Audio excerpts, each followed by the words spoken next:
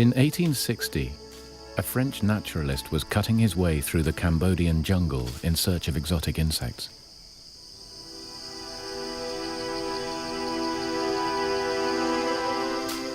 Henri Mouot suddenly came across the last thing he was expecting: a massive complex of stone temples. Mouot had stumbled across one of the world's most astonishing and enduring architectural feats: the 900-year-old remains of Angkor Wat. But who built these vast, sophisticated temples? Why construct them deep in the jungle, only to abandon them? At first, there were no answers. Then, an amazing eyewitness account from the 13th century emerged in China. The author describes the great temple of Angkor, a fantastic citadel, and its resourceful inhabitants. How could this be true? The evidence was scant. Now science is providing unexpected proof. Archaeologists are applying the latest techniques to reveal the mysteries of Angkor. And radar images from space reveal that Angkor was much bigger than originally imagined. A vast city, the size of London. Scientists now know that Angkor Wat was just a small part of one of the largest and most sophisticated cities in the world.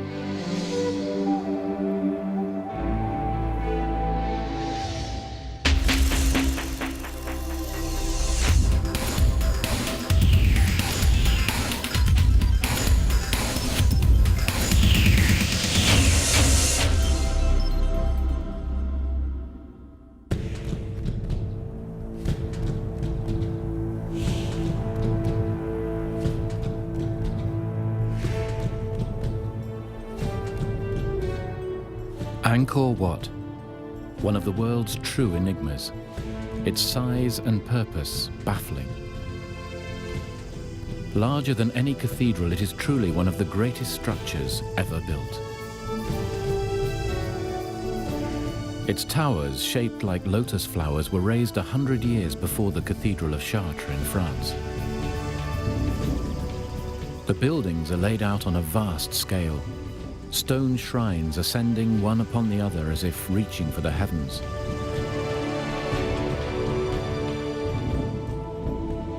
Endless corridors are carved with the longest reliefs in the world.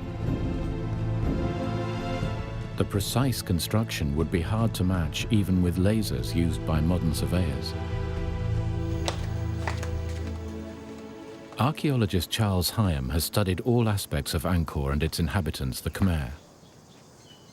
Professor Hyam has been crucial to understanding the extraordinary history of this ancient culture. We are standing in the middle of the world's largest religious monument. It's absolutely gigantic. It stretches on and on. Angkor Wat was the temple mausoleum of one of Angkor's greatest kings, King Suryavarman II, the Sun King. And when he died, his ashes would have been placed under the heart of the central lotus tower behind me.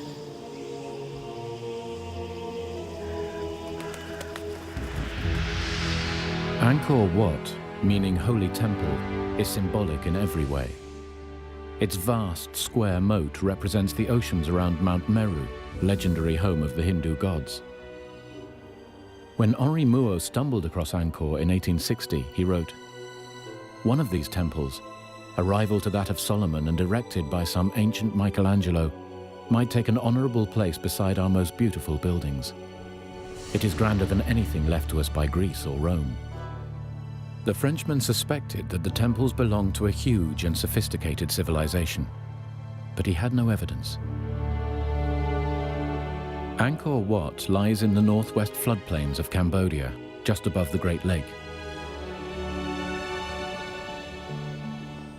When Mouot discovered it in 1860, only a handful of Buddhist monks and local villagers lived around the ancient site. None of them knew how Angkor Wat had evolved or who had built it. Legend had it that the great temple had built itself. Some said that it had always been there.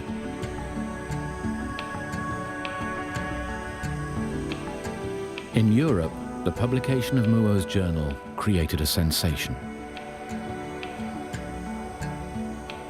Soon, a stream of explorers, photographers, and archaeologists traveled east, keen to uncover the mysteries of this vanished world. But Henri Muo's part in this puzzle came to a sudden end. Bitten by a poisonous insect, he died in the jungle a year after discovering the incredible site.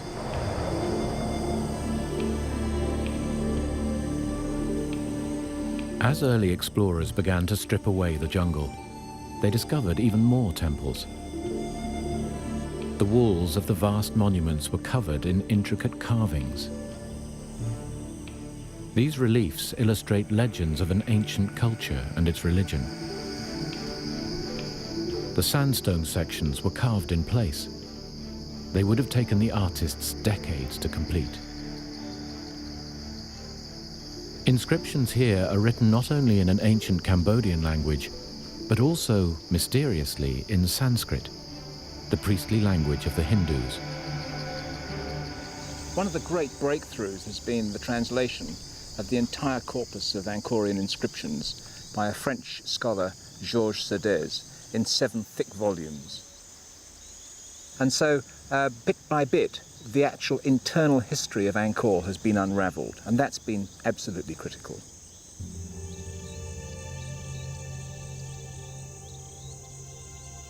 To the code breakers, they disclosed that for 6 centuries Angkor had been the capital of the Khmer, the indigenous people of Cambodia. Between the 9th and 15th centuries AD, a total of 38 kings ruled their empire from Angkor. Its borders reached from southern Vietnam to Laos, and from the Mekong River to eastern Burma. But whose grand vision was this great city?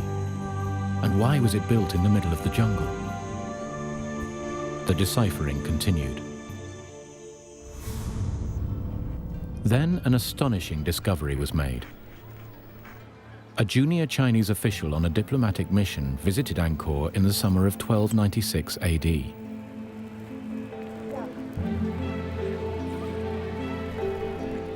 During his year-long visit, Zhou Daguan kept a journal. His diary tells of a major civilization, a capital much bigger and more developed than the archaeologists dared imagine. But was Zhou Daguan's account fact or myth? Archaeologists searched for proof of the existence of the city Zhou described. As they pieced together this gigantic puzzle, the full story began to emerge.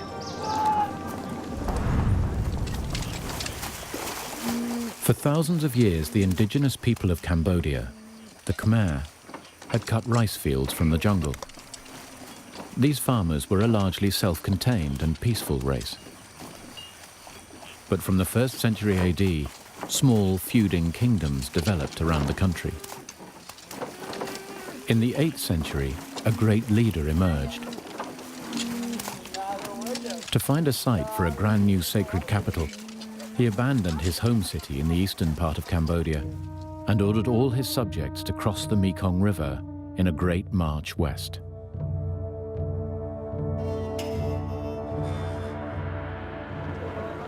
Having conquered his rivals, he chose the lush land between the sacred Kulen Hills and the Great Lake for his new citadel. In 802 AD, he had himself crowned Jayavarman, the supreme world emperor, king of kings. Jayavarman's charisma won the people over. He came not only to rule by divine consent, but to be worshipped as a god himself. At a stroke, this great and charismatic leader changed the course of Cambodian history. Over the next 500 years, Jayavarman's descendants, living gods, succeeded him to reign in Angkor. Each king had his own monument built to his glory, destined to become his mausoleum. Since the 2nd century AD, the Khmers had practiced Hinduism, Each of the royal temples is modelled on the 5 peaks of Mount Meru, the home of the Indian gods. For their builders, the shrines were a celebration of religion, art, science, and power. Throughout the first half of the 20th century, Cambodia was part of France's colonial empire. It was they who led the way in piecing Angkor together. When they arrived and took colonial control of this part of the world, the place was an absolute shambles. I mean, there were stones just lying around everywhere. It was nothing like what you see today. And so they dedicated vast amount of energy and effort into the reconstruction of the temples. In the 1960s, the eminent archaeologist Bernard-Philippe Grolier made this comparison of Angkor. Imagine that within the city limits of Paris, you found thrown together Versailles, the Place de la Concorde, and the Louvre. Surrounding these, the cathedrals of Notre Dame, Chartres, and Rheims, flanked by all the churches built in Paris before the 19th century.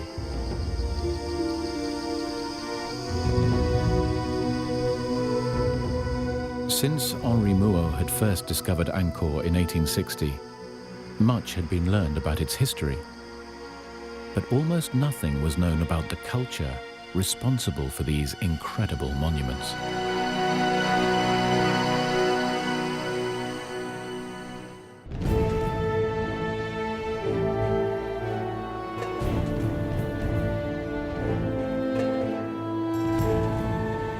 The largest religious monument in the world, the City of the Gods, Angkor Wat in the heart of Cambodia.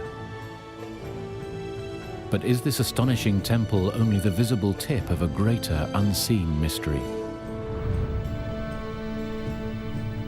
700 years ago, a junior Chinese official visited Angkor on a diplomatic mission.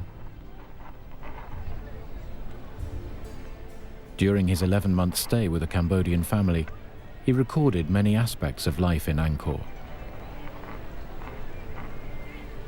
But Zhou Daguan's account contains several flights of fancy. For instance, he describes the great temple of Angkor Wat as having been built in a single day by a legendary Chinese architect. He was also openly judgmental, referring to his hosts as barbarians. Archaeologists have taken his writings with a pinch of salt. You've always got to think of it as being seen through the eyes of an educated Chinese, for whom anyone beyond the empire was, by definition, a barbarian. And in reading what he has to say, one has to be, certainly on occasion, judicious in realizing that the prejudices were there. For 100 years, French archaeologists were too busy restoring the temples to pay the journal much attention, so it was largely ignored.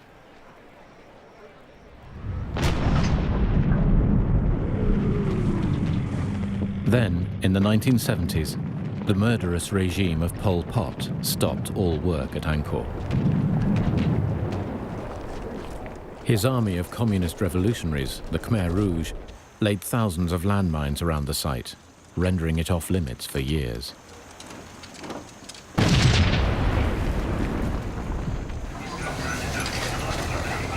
Now at last, stability has returned to Cambodia, and work on the temples has resumed. Today, Angkor has World Heritage Site protection, with a dozen countries funding archaeological research.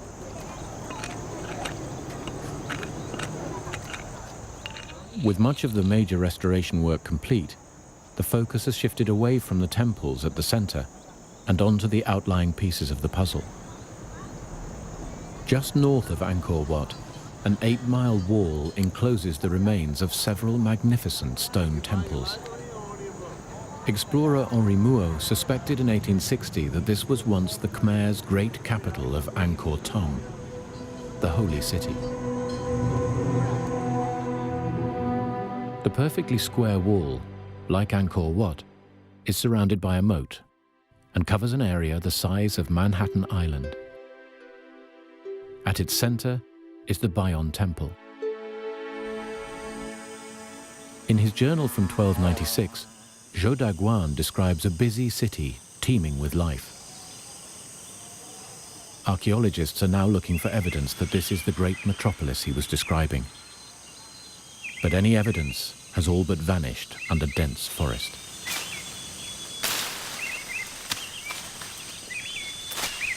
In the last 2 years, archaeologist Jacques Gaucher has started to excavate the interior of the walled city.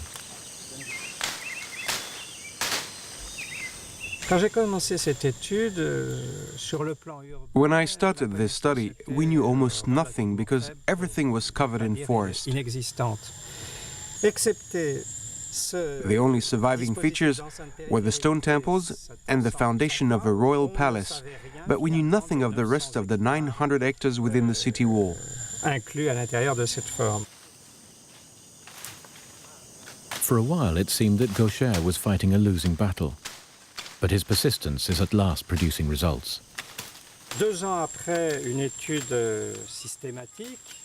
After 2 years of very difficult research, we've at last begun to build an impression of this city. Gaucher is plotting thousands of coordinates onto an ever more detailed map of Angkor Thom. He is now able to trace an intricate grid system of canals and roads, together with the sites of thousands of wooden houses. Back in 1860, when Henri Mouot discovered Angkor Wat, he had suspected that it was just part of a complex city. Zhou Daguan's 13th century journal alludes to a political and religious citadel. Now, at last, archaeologists have enough evidence to bring to life this extraordinary city as it looked 700 years ago.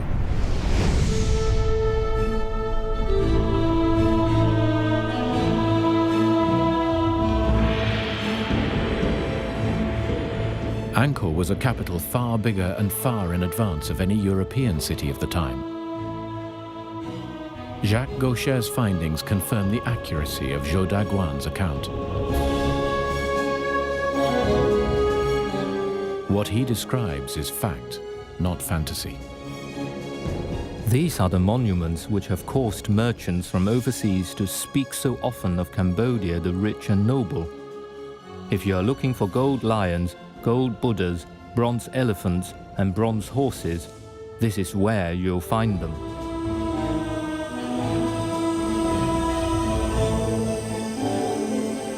From the inscriptions, archaeologists know that Angkor Thom, the holy city, was built nearly a century before Zhou arrived by the Khmer's greatest monarch.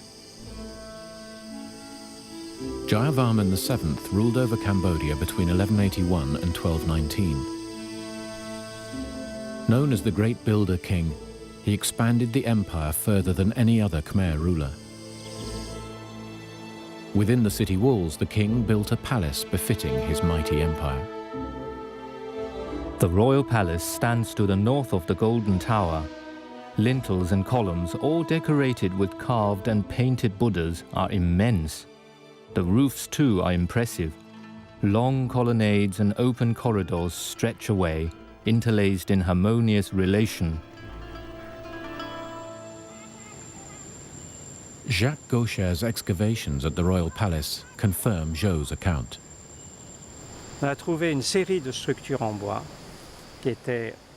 We found evidence that this palace was a large area with interconnecting courtyards and buildings. We found holes 80 centimeters in diameter for huge supporting columns. It would have been a very impressive sight. As evidence materializes about the royal palace, the role of the Khmer's rulers, these earthly gods, becomes clearer.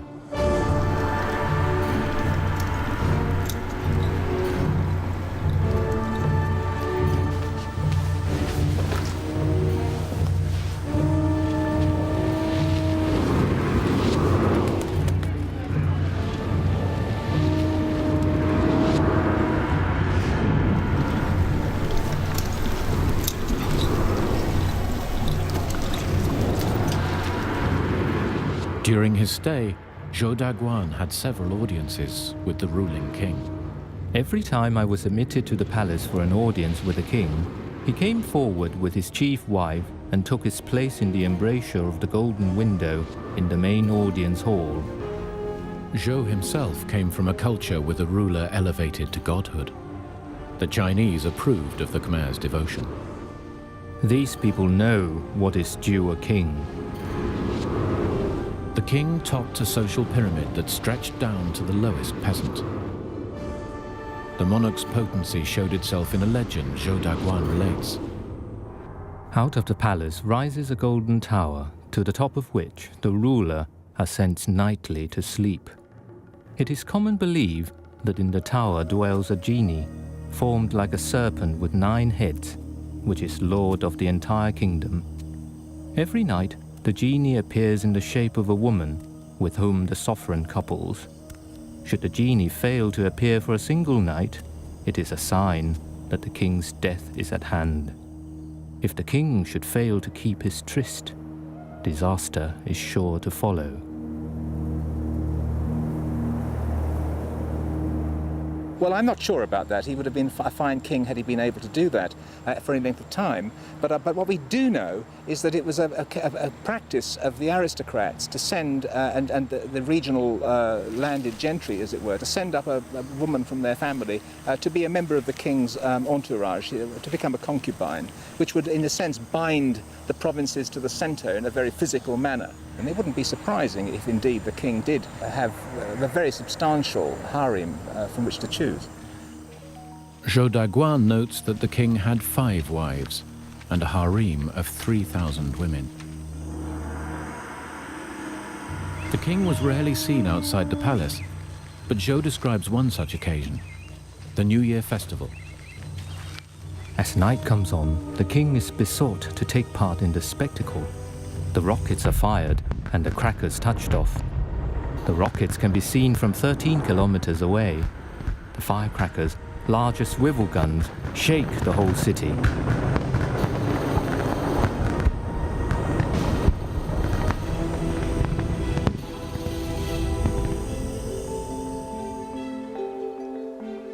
Below the king was an army of bureaucrats graded by rank, as Zhou describes. In this country, there is a hierarchy of ministers, generals, astronomers, and other functionaries. Beneath these come all sorts of small employees, differing only in name from our own. These would all have been descendants of families honored by the original Jayavarman, who had founded Angkor 500 years earlier. What is not clear from Zhou's writings is how many people lived in Angkor. Sanskrit inscriptions in temples such as Ta Prohm offer valuable clues. We know that the temple housed at least 12,000 people, including a number of great priests, I think over 650 dancers and various other officiants to maintain the temple and to do the necessary temple duties.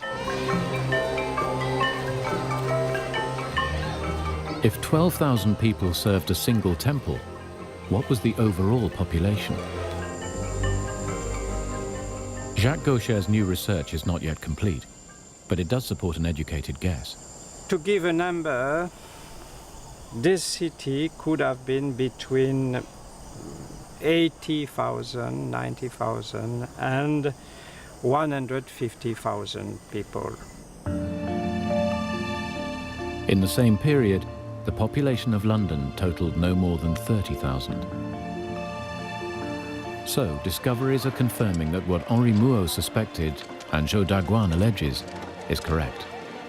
Angkor Thom was indeed a large, well-structured city with a huge population. Now suspicions are aroused that the jungle conceals an altogether bigger surprise. A metropolis so vast that its full extent can only be detected from space.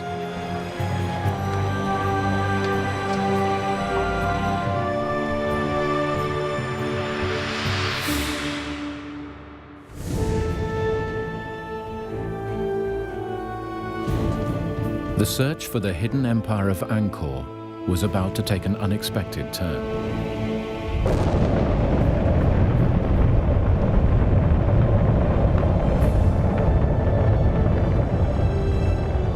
In 1994, archaeologists persuaded NASA to undertake a unique task. The space agency had developed specialist radar to penetrate vegetation.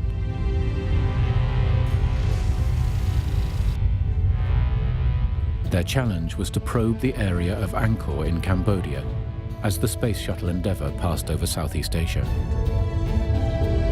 The resulting images cover an area 100 kilometers long and 10 kilometers wide. For the first time, scientists have an accurate impression of the wider city's infrastructure 1,000 years ago. Covering an area the size of London, this rural metropolis was immense. For archaeologist Elizabeth Moore, this is a major breakthrough. Up into this central statue. I'm sure they had the skill to do it, don't you? It is revolutionizing understanding of the size of the kingdom. Forced water up. And at first people said, well, you won't find anything new at Angkor, but we have. And what the radar has shown us is just how all the regions contributed to what then became the central zone of Angkor. The radar pictures also reveal previously unknown temples all over the Angkorian basin, as well as an intricate network of roads and canals, all leading to the walled city. Evident for the first time is the grid plan of this once great metropolis. When you start looking at the radar imagery and you see the sophistication with which they were able to control and alter their terrain, I've never seen a culture like it elsewhere in Southeast Asia in terms of manipulating the landscape, of using it to their benefit. Now, the challenge for archaeologists was to work out at ground level what had been photographed from space. Archaeologist Christophe Potier is using the images as a route map to trace the layout of ancient Angkor.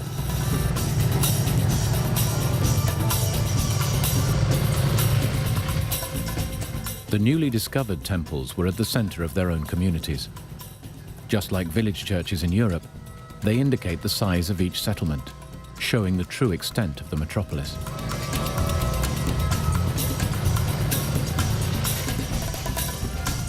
Today, Potier and his Cambodian assistant, Sin Chenda, attempt to locate a number of previously unrecorded ruins outside the walled city of Angkor Thom.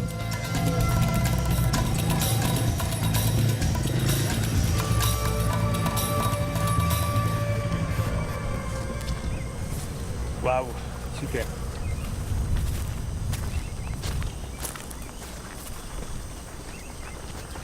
It's a quite nice one.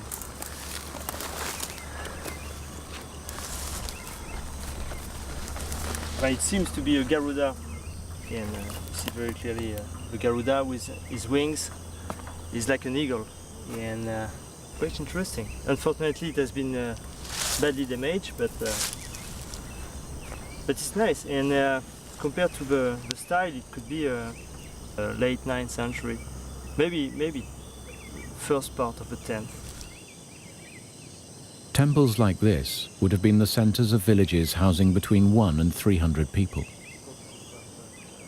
Potier and his colleagues have established that the number of temple sites like this in the region runs into thousands, suggesting a massive population. There was a direct relationship between these villages and the royal capital. An ancient inscription persuades archaeologists like Charles Hyam of the link. We know that at least 80,000 or so people from 3,000 villages were assigned to supply all the goods that we needed annually to maintain it in a good condition. Vast amounts of produce and thousands of people would have been transported from the villages. A complex network of roads leading to the center is evident from the NASA pictures. The inscriptions point to the great builder king, Jayavarman. Jayavarman VII was a fantastic builder. Across his whole kingdom, he had roads constructed. He was a great man for infrastructure, one reason being that he wanted pilgrims to go and visit his places. And so he had rest houses built at one day's journey apart. He moved and shaped more stone than every other Angkorian king combined. And he must go down in world history as one of the great builders of all time.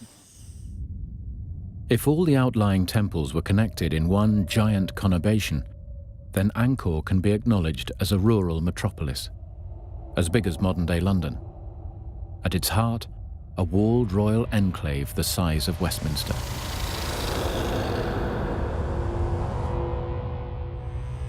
There are hundreds, let's say thousands of that kind of small sanctuaries spread all around the area of Angkor, but the large area of Angkor.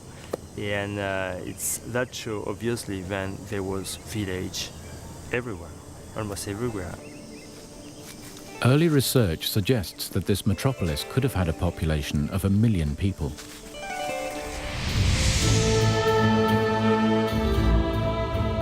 This would make Angkor, at its peak, between the 11th and 13th centuries, one of the largest cities in the world.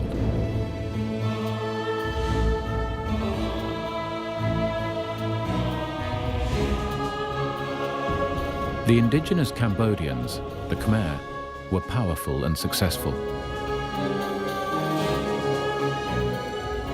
They managed to build one of the most extraordinary cities in history, in one of the world's most hostile climates. But how was such a large population able to survive and prosper in the heart of an inhospitable jungle?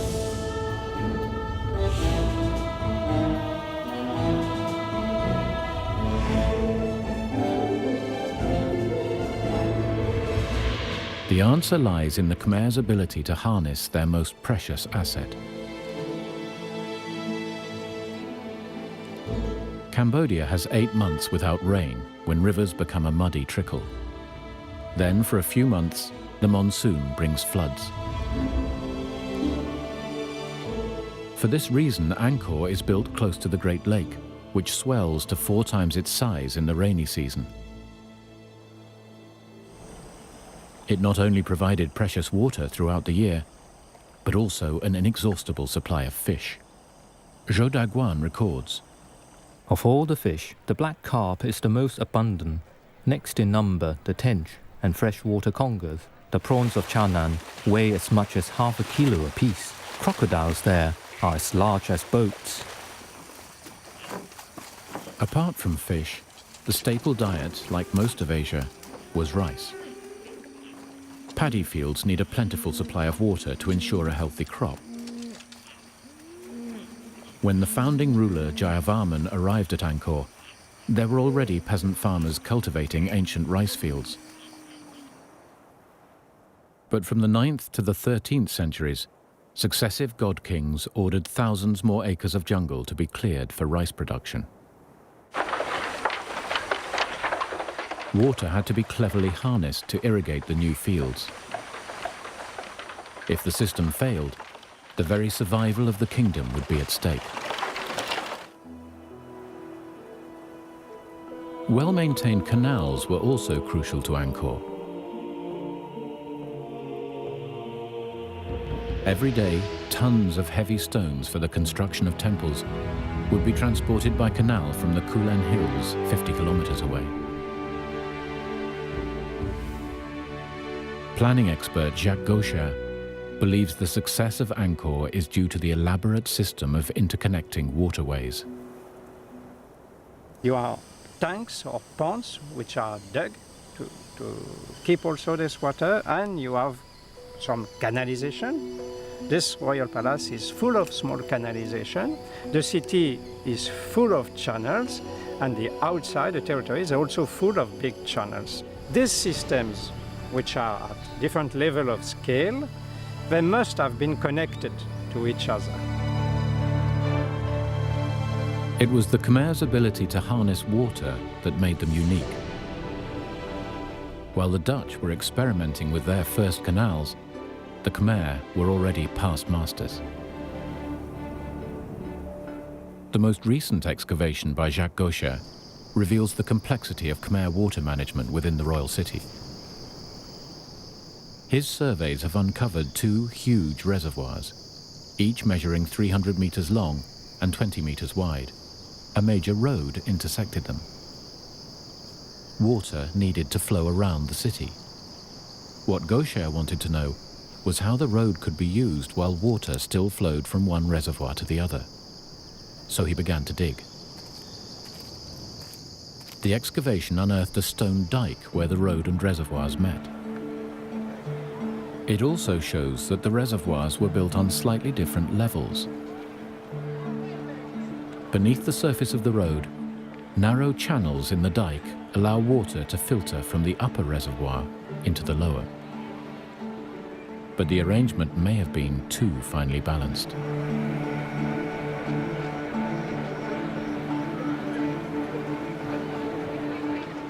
Playing at such a scale with the management of water, with such small differences of level, I think the system was quite fragile.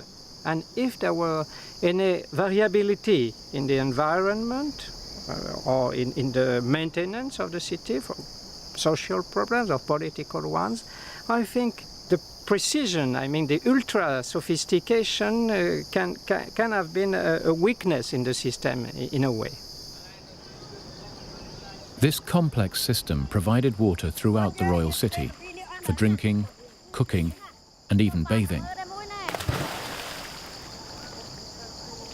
Cambodia is an excessively hot country, and it is impossible to get through the day without bathing several times.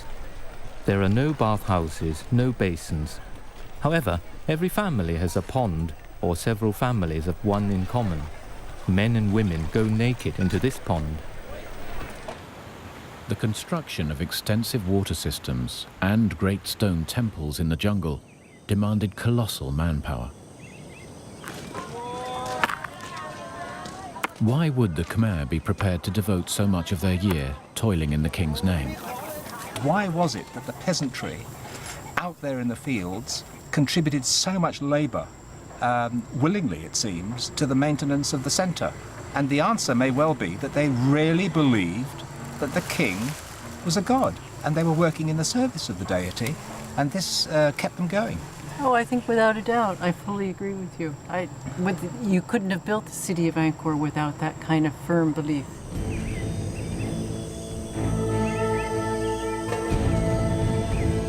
But although the Khmer people dedicated enormous effort into constructing their great city, it was the addition of slave labor that made it possible. Zhou describes these unfortunates. Wild men from the hills can be bought to serve as slaves. Families of wealth may own more than 100. Those of lesser means content themselves with 10 or 20. Only the very poor have none. We know, too, again from the inscriptions, that some of them had a very raw deal. There was one who tried to escape from the land in which he was born and was assigned, and they found him and they brought him back and they gouged his eyes out and cut off his ears. Punishment was severe for all subjects of Angkor, noted the Chinese diplomat. In very serious cases, a ditch is dug outside the city. The criminal is dropped into it. Earth and stones are heaped on top until he is buried alive. Lesser crimes are dealt with by cutting off feet or hands, or by amputating the nose. The economy of Angkor was based on international trade.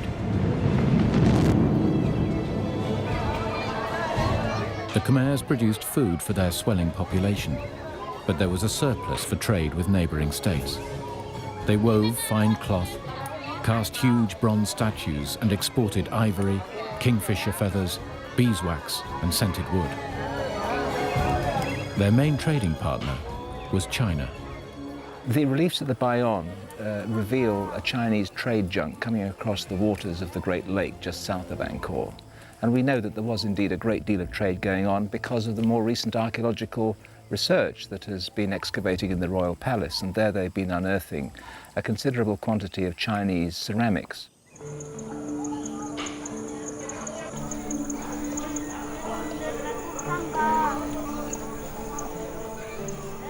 Zhou Daguan's delegation were not the only Chinese in Angkor. In fact, Chinese settlers had been there for years. The Chinese always take a wife here as soon as they arrive, deriving additional benefit from the woman's business skills. In Cambodia, it is the women who take charge of trade. There are no shops in which the merchants live. Instead, they display their goods on matting spread on the ground. Women held positions of power and authority. They owned property, engaged in trade, and even served as bodyguards to the king. But the Chinese interest in Cambodian women was not driven solely by trade. Everyone with whom I talked said that the Cambodian women are highly sexed.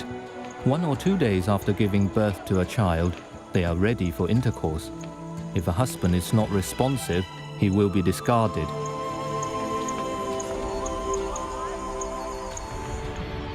By the end of the 13th century, Angkor was at its peak. A succession of god kings had built this beautiful and astonishing city. A sophisticated water system made the city work, fed its people, and created wealth. But then, at its very peak, cracks in the system began to appear. Cracks that would lead to the city being abandoned to the jungle.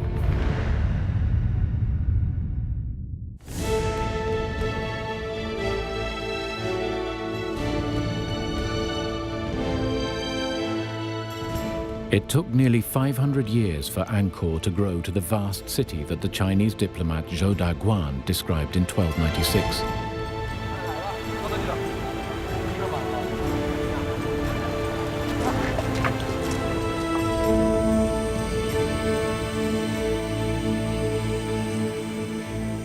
Yet just a century later, the city lay deserted, given up to the jungle. But why? Throughout history, there are few examples of cities being totally abandoned.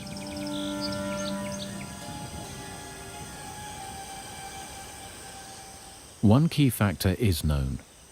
Throughout Angkor's history, the Khmer had waged war with their neighbors.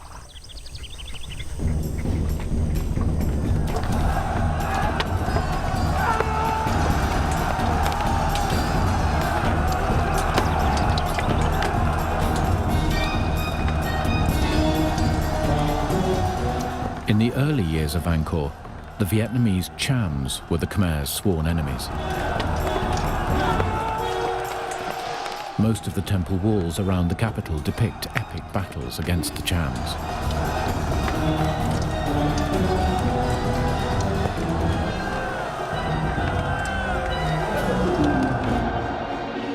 But by the time of Zhou Daguan's visit, the main threat came from the emerging Thai kingdom of Siam as it expanded into Cambodia.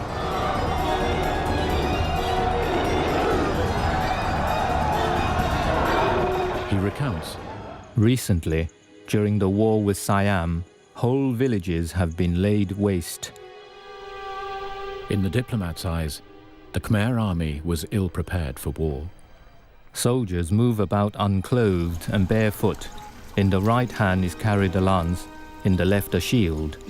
They have no bows, no missiles, no breastplates, and no helmets. Generally speaking, these people have neither discipline nor strategy.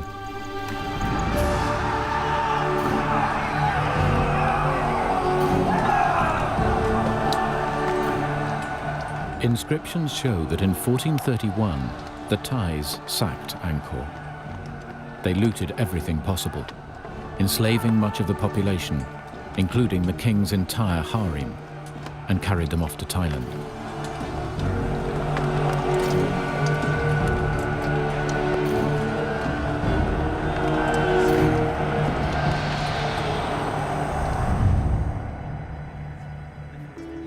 Abandoned, the city of Angkor was slowly reabsorbed into the jungle from which it had emerged 5 centuries before.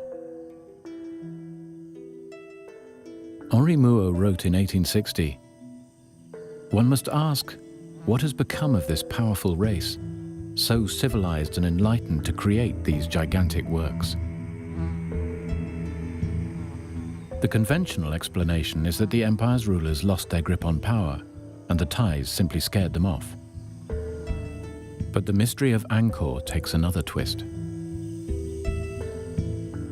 Today, archaeologists believe that there were other factors at work. Charles Hyam points to the great builder king, Jayavarman VII. Perhaps because of the excesses of Jayavarman VII, who clearly was a builder with a frenzy of activity. And he may well, it's said, and it might be true, that he exhausted the resources of the state, and it went into a decline. Jayavarman VII was the first Buddhist king after several hundred years of Hindu worship. This more compassionate religion may have given the Khmer cause to reflect on the excesses of their kings. And I wonder whether, in fact, the slow decline that may well have set in was the result of a lack of belief out in the fields there that the king was, in fact, a deity, and that this vital link between the two began to fray.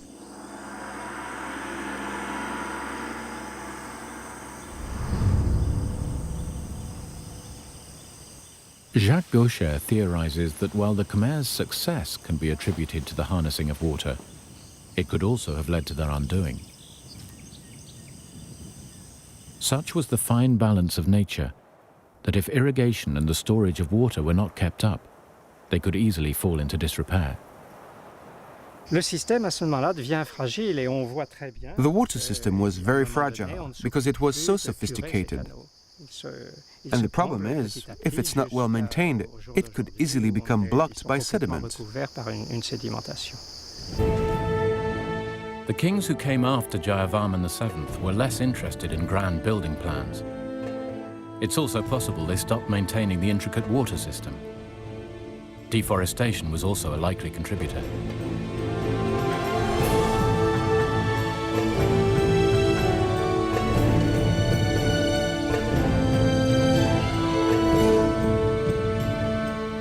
So much jungle had been cut back for rice growing that undoubtedly the rivers and canals would have silted up, which in turn would have led to an ecological disaster for the Khmer.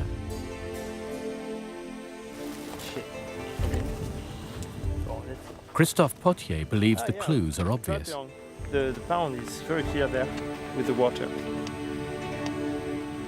At the end of Angkor, it's pieces of the forest should have been very, very rare. So deforestation is not a new problem. It's an old one. It is most likely that it was a combination of these factors that led the Khmer to abandon their once great city. What remained of the Khmer court re-established itself on the banks of the Mekong, near Cambodia's present-day capital of Phnom Penh. We're not talking about the actual collapse and total demise of a civilization. What happened was that they moved sensibly to the east, down to the Mekong River, and away from the Thais. Now completely Buddhist, renouncing material wealth, the Khmer would never again embrace the lofty heights they had in Angkor.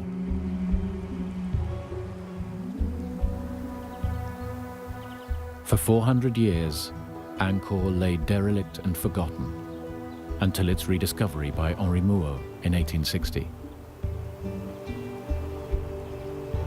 Today, Angkor is recognized as a wonder of the world. In Cambodia's new era of stability, archaeologists from around the world continue to make fresh discoveries.